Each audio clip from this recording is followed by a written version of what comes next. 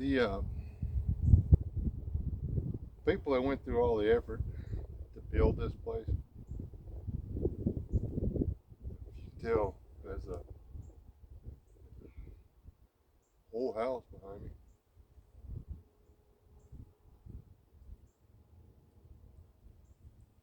I'm guessing, and I am just guessing, but I'm thinking it was probably 2 stories. The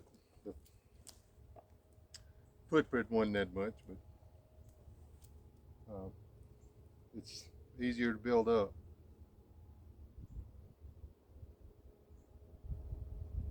Anyways, this is why we prepare, because when these people did this, built this house and stuff, they were planning on being here, and then something happened and they didn't get to stay. Uh, they were hoping that everything worked out, but it didn't. And when this place was built, I guarantee you they knew what hardship was. So I'd be willing to bet you they left themselves a way out or a way to get through. This was the home, and this was an old dairy farm. There's a lot of them around here.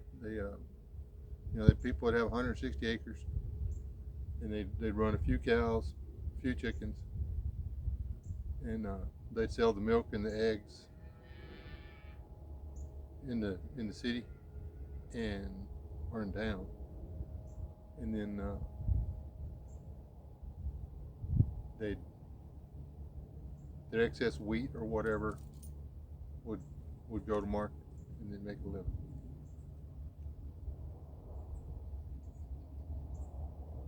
Have a plan. And coming out in the woods, knocking you together a house and living off the land, that's not a very good one.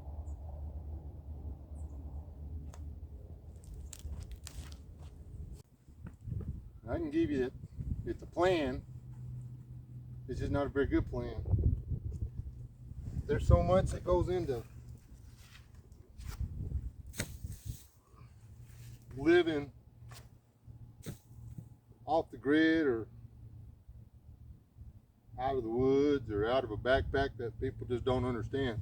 I've lived out of a backpack. Uh, Carried around a 80-pound backpack for a year and a half.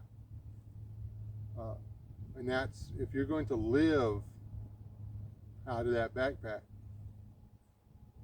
any semblance of true comfort in all kinds of weather, you're looking at 80 pounds. I mean, you can't wear, people, give it a break.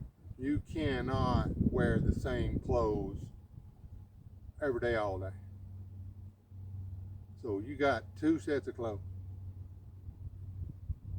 that you got to have. If I'm in the middle of about, I don't know, probably 1,600 unpopulated acres. Say there's 10 people that come out here onto this 1,600 acres. You can do it.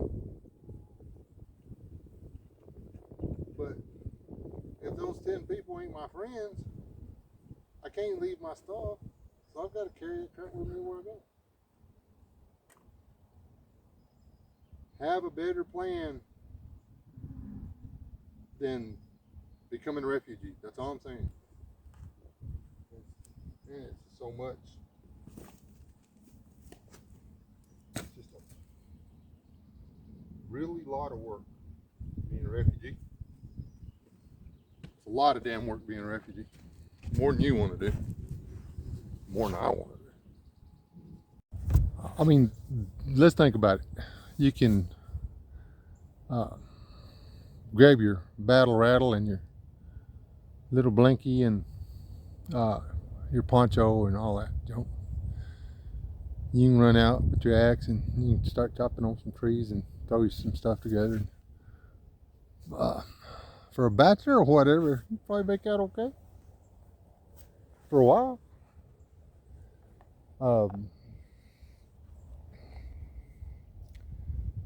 People do it all the time,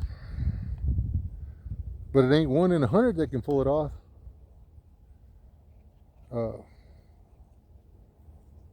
It's that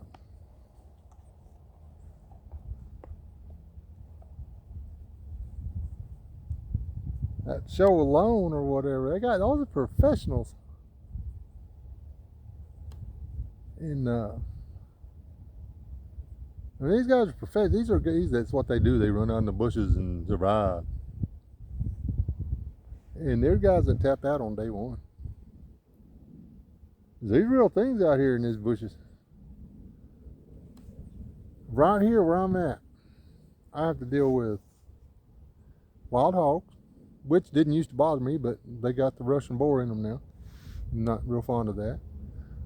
Got coyotes, got coy dogs, which coyotes not, coy dogs, that's not good. We have bobcats, we have mountain lions. There's no mountains, I don't know what they're doing here, but we got, I guess we'll call them cougars. We got cougars. Cougars here, not the good kind of cougars, bad kind of cougars. The cougars that want to eat your face. I've actually been in a building with a cougar, and trust me, you don't want to do that.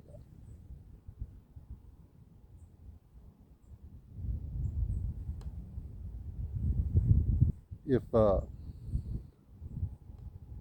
I had 20 good people, we could come out here on, there's like 400 acres right here that I have access.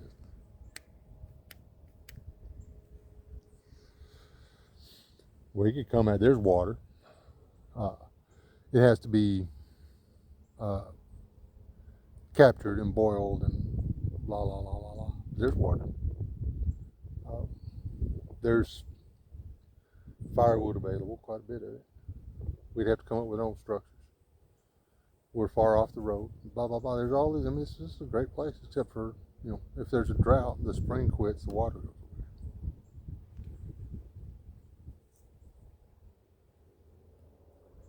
away. I'd a whole lot rather be able to stay at my house.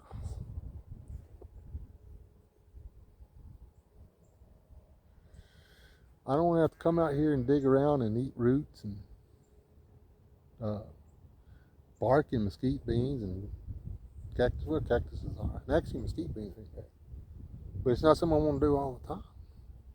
I don't, I would make a horrible Apache.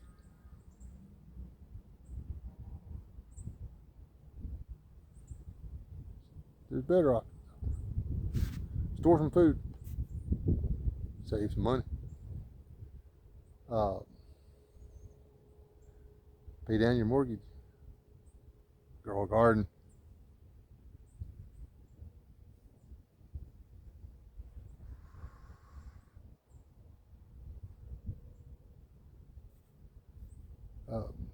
It's your right, and I mean, hell, invite me over. We'll shoot all of them. If you got 20 rifles and 2 weeks worth of groceries, you're doing something wrong. I'll just say it.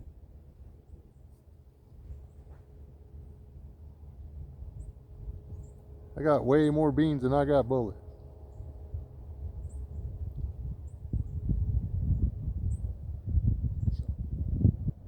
Anyway, go with a better plan than all that bugging out bullshit.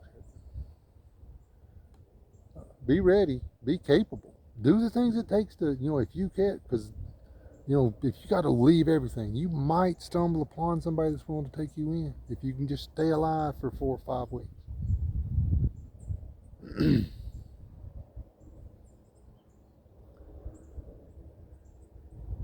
I've done 7 days. I've done 2 weeks. I used to do the survival challenges before there was YouTube. And I've gone out and stayed as many as 3 weeks. And it's hard. And I wasn't a dummy. Uh, I carried oats, rice, and beans with me. That's oats was breakfast, rice and beans were supper.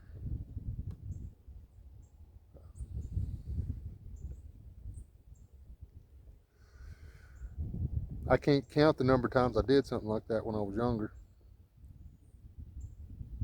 but I can count the number of times on both hands that I actually scored protein using primitive methods.